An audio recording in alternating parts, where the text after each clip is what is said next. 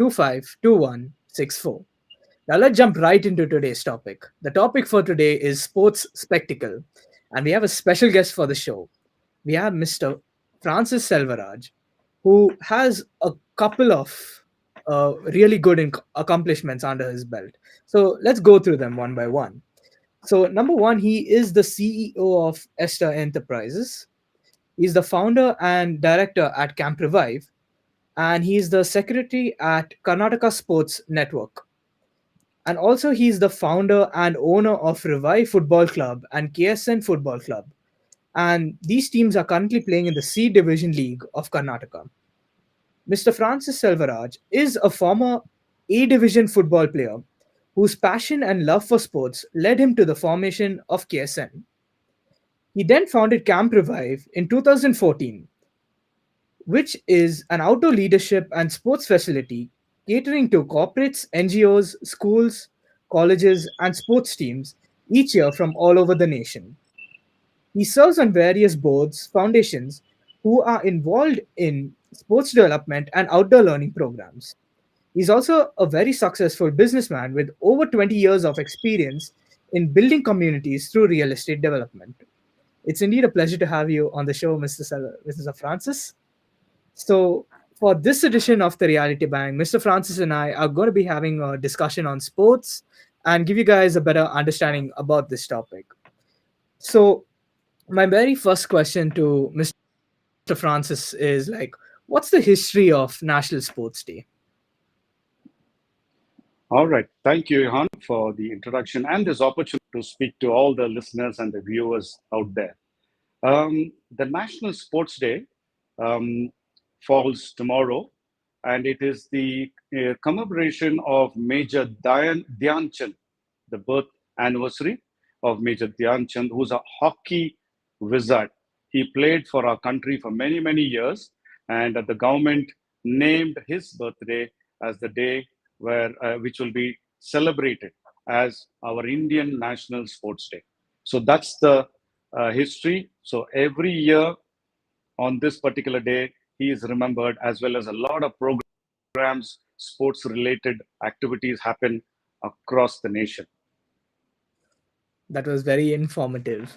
Now, coming over to my second question. Now, what motivated you to become a sports person, and what sports do you love and why? And finally, what are the three reasons you like being part of that sport? All right. There are three questions there. Yeah. Let me take them one by one. So, as a youngster, I used to go to a school in Bangalore, and our principal, he was a priest, and he was a lover of sport. So his name was Father Mervyn Coilo. And every time somebody wanted to get into the school or be part of the school, one of the questions he would ask his parents is, ask the parents is that, which sport does your son play? And if they say that he plays so and so, then immediately the seat was given. And in his mind, he was so encouraging of sport, and under his guidance and leadership, the school which I used to go for, won a lot of laurels. So at a very young age, it was instilled into each one of us that sport has to play an integral part alongside academics. So that's how my interest in sport came about.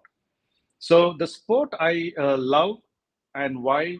So I started off by playing hockey for school team, and for 3 or 4 years we won the shield, beating a lot of other schools. And also it took me to the sub-junior hockey camp, sub-junior Karnataka State Hockey Camp. But after that, after I passed out of school, I slowly got into football, and then I love playing football now. I used to play for a couple of clubs earlier, and played up to the A division. And what are the three reasons being part of that sport? I think football is a sport where When you play, you forget everything else. So it gives me uh, high in terms of all the stress is, gone. And the challenge which comes at every stage, and the community which we build around the football field, all these things has drawn me to this game. It's called the beautiful game, by the way. Yeah, And um, so we have 3 days or 4 days a week where we this small community meet and we play. So that's the background with regard to the sport which I love to play. that's indeed very nice. Now, the third question is now, is sports an important part of education? And if so, like, what does it teach us? The sport, it is a very very important part. It plays a very important part. Like uh, you do a lot of learning within the four walls of the classroom, but you also do a lot of learning outside the four walls. And one of the areas where you learn a lot is the sports field. There is a lot of learning with regard to social, emotional, physiological, physical. So there's a lot of learning which happens over there, and it has to play a very very important role in every child's life as they grow up. The sport field is the place where character is built. Yeah, Okay, if I have to name a few: self confidence, self esteem, managing your emotions.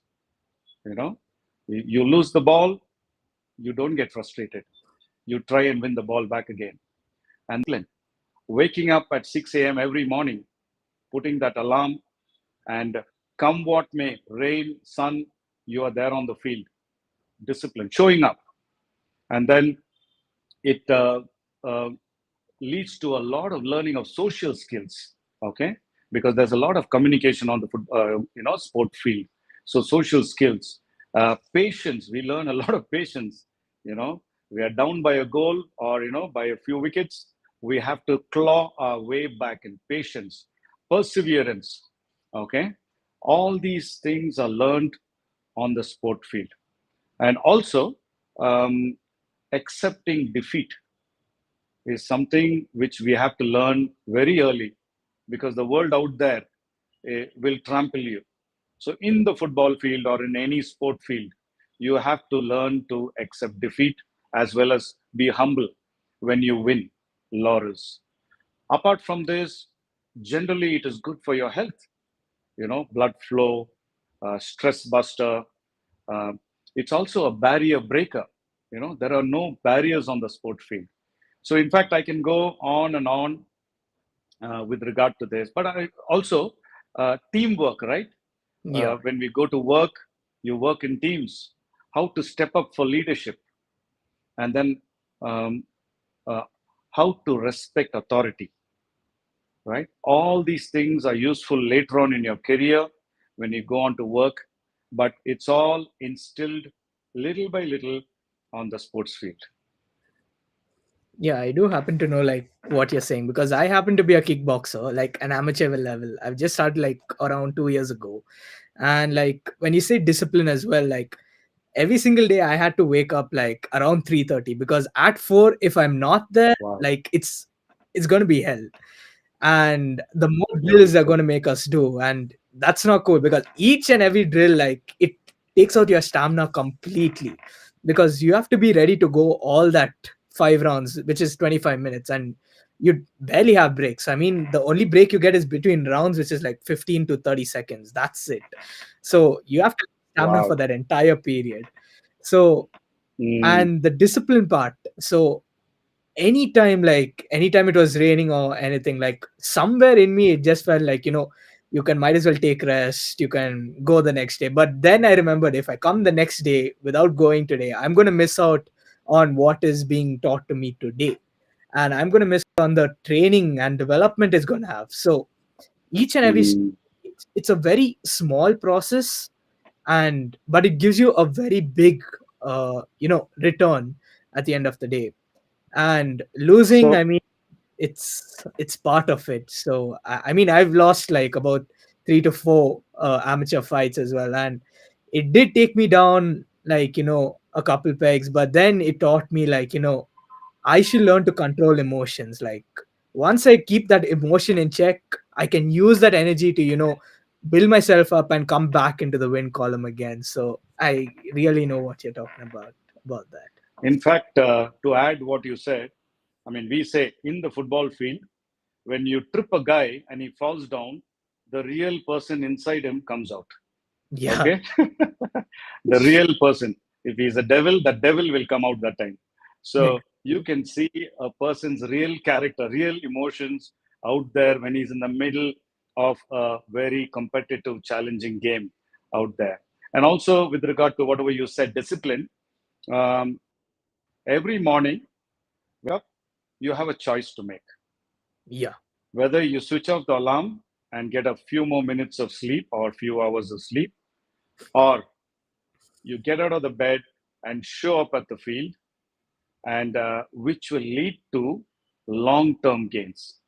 Many yeah, of us sometimes look for the short term gains and say, okay, let me sleep in bed, no problem. But, you know, showing up there, like what you just mentioned, will lead to long term gains. And that discipline, if you can get it a little more early in life as a child, then you have started on a journey of self discipline and self awareness. exactly, exactly. Now, coming over to my next question. Now, do you think the life of some sports people are tough compared to other professions in India? Like, engineering, doctors, pilots, and like, what could be the reasons and how can we bring about a change? Um, what I would say with regard to this is it uh, maybe 20, 30 years ago, if you ask a parent, what would you want your son to become? So you gave the answer already, engineer or doctor. Yeah, Okay, that was what the so every um, family aspired that one of their children or all their children should either become doctors or engineers. Okay, but things started changing slowly but surely. India started winning laurels also in the sports field, and then there were a lot of matches being televised. Slowly, sponsors started getting in. So today's world, in terms of sport, is completely different compared to 20 or 30 years ago. So I wouldn't say that it is as tough as what it was 30 years ago, but it is still tough because they look out for good infrastructure where they can train. They look out for good coaches. Okay, so these are some areas where we have to improve, but we are improving very very well as a nation. But compared to other professions, uh, sports person actually has it a little more tough. yeah, Some of them come from very rural backgrounds, and you can read of many stories of amazing inspirational stories of how they came to where they are in today's level. How they slept without food and on the streets, etc. You can read some amazing stories. But today, things are changing very, very fast in our nation. But it's still tough. yeah. Now, um, which, in your opinion, do you think is the most dangerous sport? And also combining with that, like, which is the most sportiest country in the world? Okay. Before we go to that question, there is how can we bring a change to this with regard to the sports persons and their you know getting a good um, career going as a career, whether it is tough or not tough. Uh, I think now a lot of private academies have started to you know spring up across the nation in many urban cities. So Yeah, that actually helps a lot. And there's a wealth of information available online, which is, adds to a sports person. A lot of people look at videos and, YouTube videos, etc. And they do a lot of self-learning now. Okay, Yeah, earlier that was not possible. So uh, I think it's changing with information, with a lot of television coming in, sponsorship coming in. It's changing a lot. Okay, now to this question which you asked, which is the most dangerous sport? sport. Is it? Yeah, Yeah, I think a lot of extreme sports are very risky and dangerous. Very risky and dangerous. Base jumping and so many other sport which I wouldn't even dare to, attempt. But the sport which I've played, I would say field hockey for me is a little dangerous because you have a stick on in your hand, okay, and then the ball, can just bounce off the stick here and there and can hit you. In fact, your face and all is not covered when you play, exactly. except the goalkeeper. Yeah, Except the goalkeeper, all everyone else have very minimal protection. They have shin guard, shoes, etc. A little bit, but very minimal protection. So in the field hockey sport, you can get injured a lot. You can see in a short corner, yeah, the speed at which that very hard hockey ball comes towards you, you can get injured. So exactly. I would consider field hockey to be a very, very dangerous and most dangerous sport, according to me. Yeah, Different people may have, you may have the, MMA, which you're doing yeah. I as, like, if you ask me, like, I feel boxing is the most dangerous sport because, like, I like a lot of people have died and that have changed their yeah, careers and all. They've become paralyzed as well. So true, true.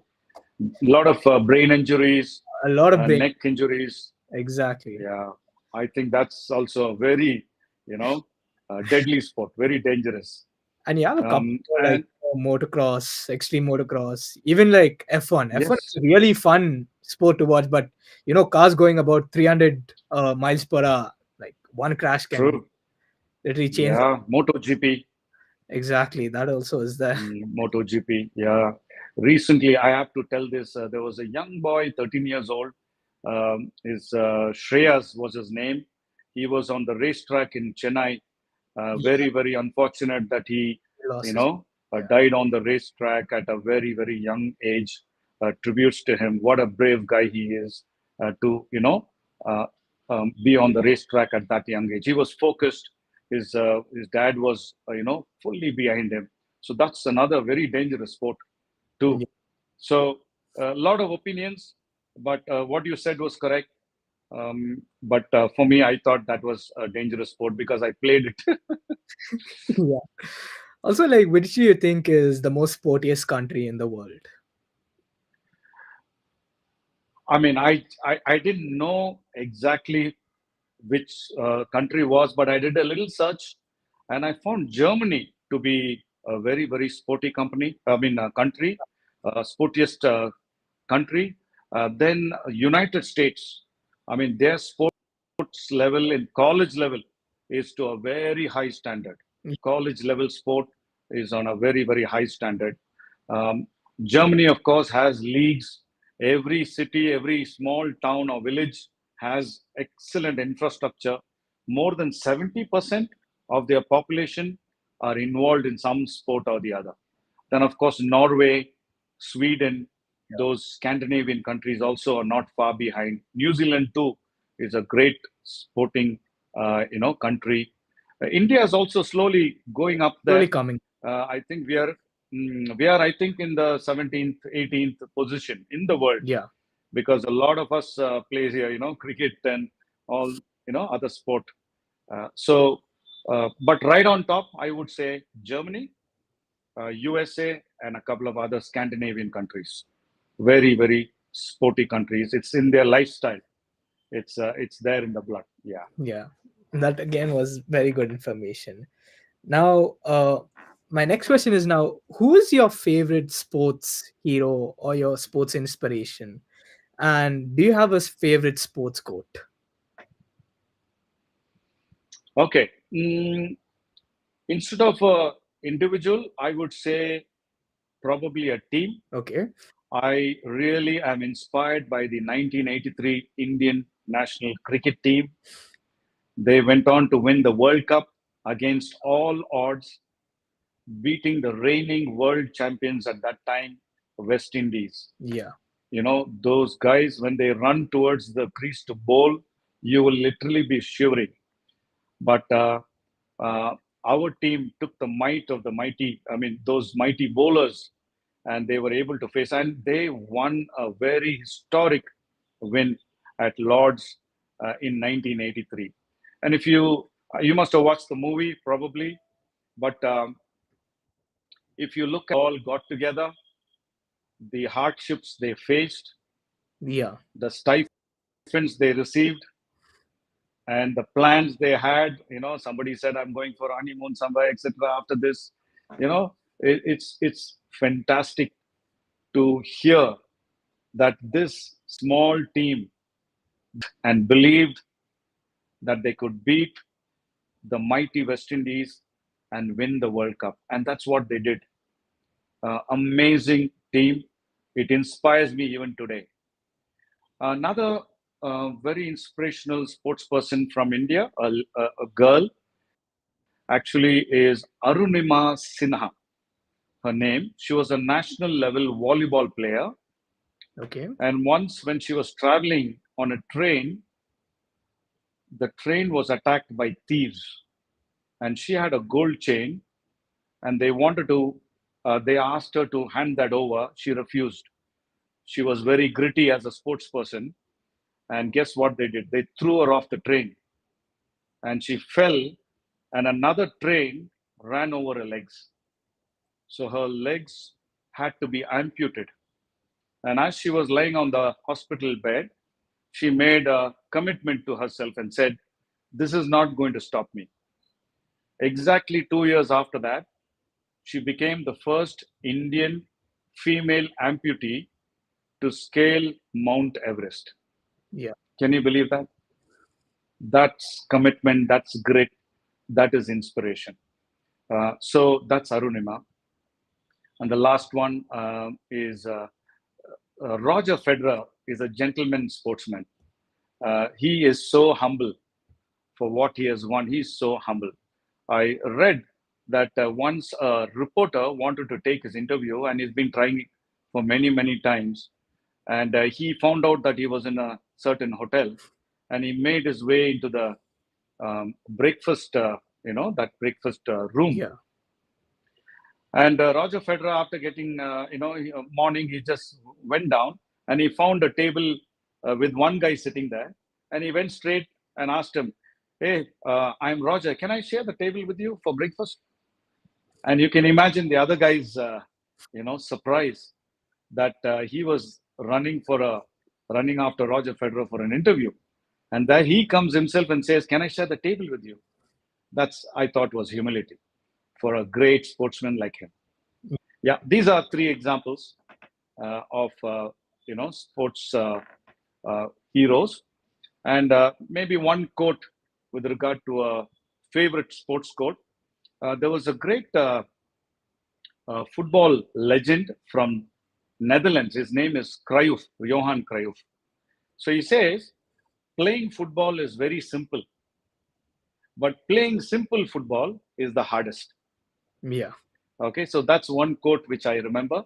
The other one also is from football. Football is a game of mistakes. Whoever makes the fewest mistakes wins.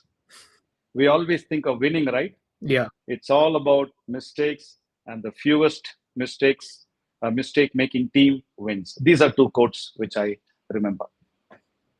uh Let me tell you about like my football, like my inspiration for sports. So I just respect the entire journey of a famous UFC star who was like at the very top of Forbes magazine for high sports earners. His name was Conor McGregor. and Ah, and like I really respect his entire journey, like which he has been through to get to the top and eventually become the highest earning sports person in the world. And he also wow. said one very important quote, like during one of his press conference. He told, like, if you can envision it here, if you can see it here and you say it, it will happen. So Mm, that has always inspired me to, do my best and, always have that vision. And as long as I can see it, as long as I can say it, it will come true.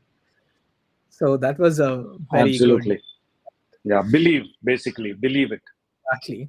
Mm, fantastic. So That's good, Johan.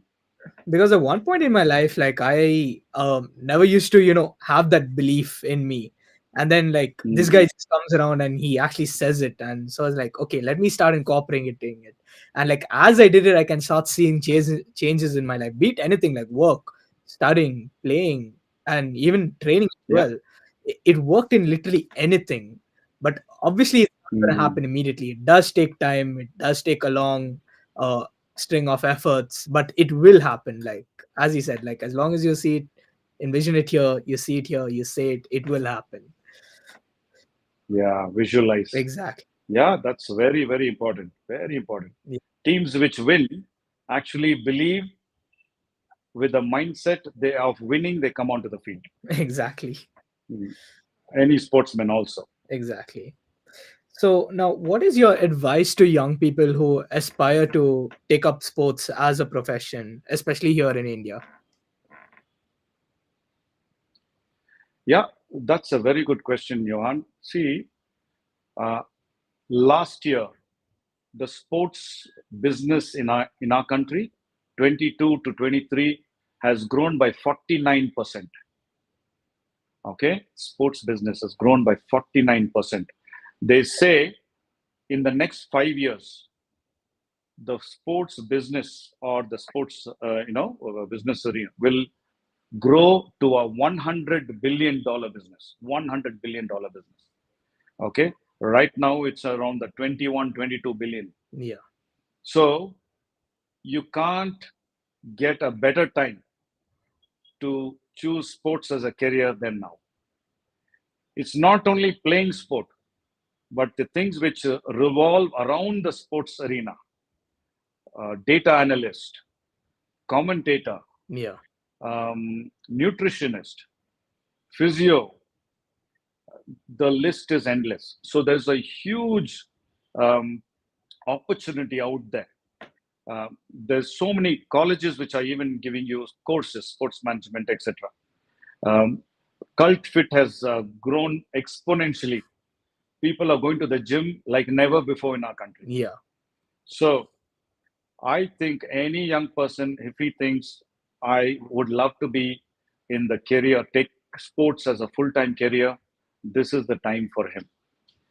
He has to know what he's passionate about, get certifications, which is available nationally as well as internationally, and he can fit into the next 5 years of growth, which is going to happen in our nation in a really, really big and fast manner. Yeah.